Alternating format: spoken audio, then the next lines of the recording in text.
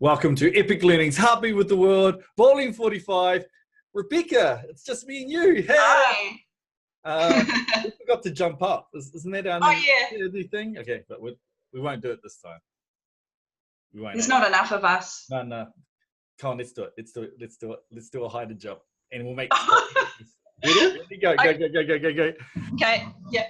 Okay, so 3, 2, 1. Okay, welcome to Heartbeat with the World. Every week we get together to share a win and then share our big learn of the week. So there's only 2 of us. Becca, so I'm going to have to pick on you first. What was your win for the week? Oh, well, my win is that I've been for 3 runs this week, which is like heaps for me. So I've been really trying to put my well-being first this week before work. Yeah. Forcing myself to do some exercise or something for myself. I also went to the movies during the day. What movie? During the day, cool. During the day, I skived off work early and went to the movies. How many people are at the movies? About 5. Wait, that's actually a guilty pleasure of mine that I like sneaking to the movies at 10 a.m. before anyone else goes because there's no one there, right? Yeah, it was awesome. Yeah. I'm still on autopilot a bit. I've nearly used a whole packet of plasters on my fingers this week, so I'm still working on the mindfulness. Being present, not cutting your fingers off. Yeah, and not rushing into everything. Yeah, so I've got work to do, but we still got half of March left, right? So that's right. Cool. So my win of the week is every 3-4 months, me and Nat get together to kind of plan where Epic Learning's going for the rest of, for the next quarter. This one was a big one because we did a bit of planning for 2019-2020 financial year. So some budget stuff and money stuff, but we also kind of planned a bit about how we're going to grow as a business and where we're going to focus on. So we got some pretty cool stuff to share with the team, some ideas. So super pumped, super excited about our next team meeting. But yeah, I'm buzzing. So awesome. More details for you, the public, soon, I guess, as we get a couple of these projects rolling. So that's super exciting. In fact, Nat's so busy, she's not here today implementing some of this stuff. So woohoo for Epic Learning. Big year coming up for us, financial year even. Yay! Yeah. Okay, so this week's big learn is Scott, who's out today. Hurt his back, poor dude, thinking of you, man.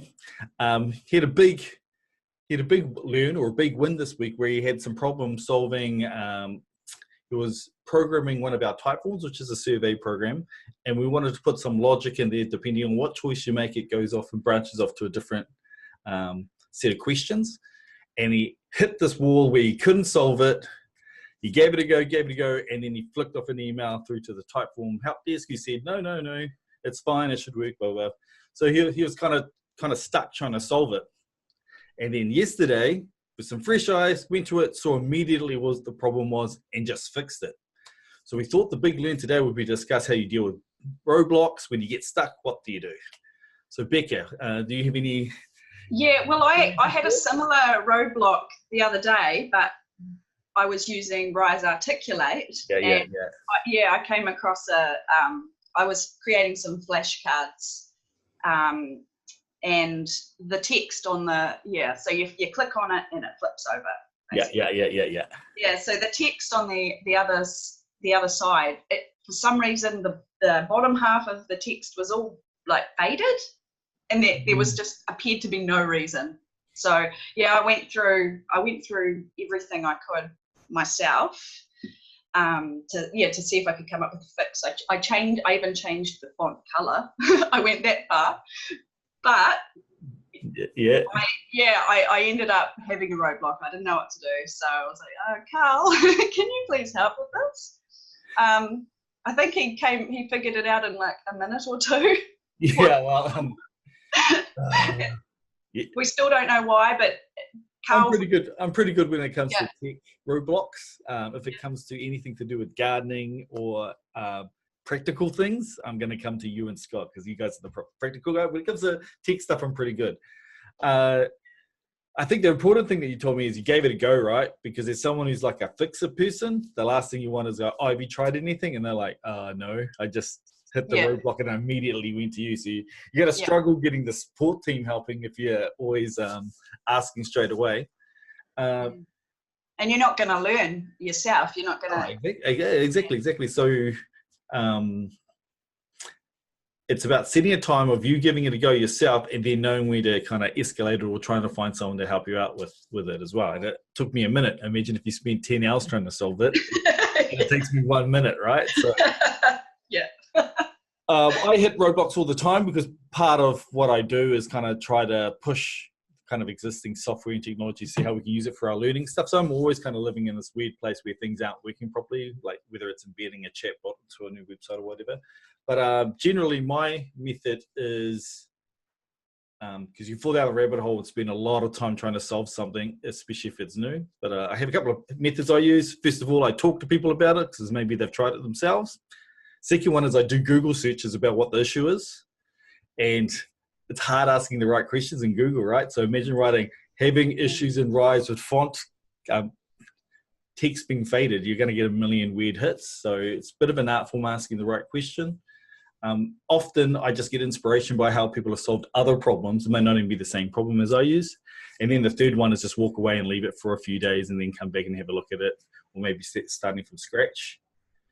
But it's part of the learning piece, right? Like if you're not hitting roadblocks, then you're not pushing yourself far enough in order to actually be able to work on it. Is there anything else around roadblocks you've hit? Well, as a mum, you must have millions of roadblocks. All the time. Yeah. Often it actually comes from, my solutions come from either trying to figure it out myself.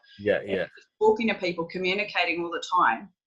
And that actually helps me process things as well and helps me come up with the solution myself.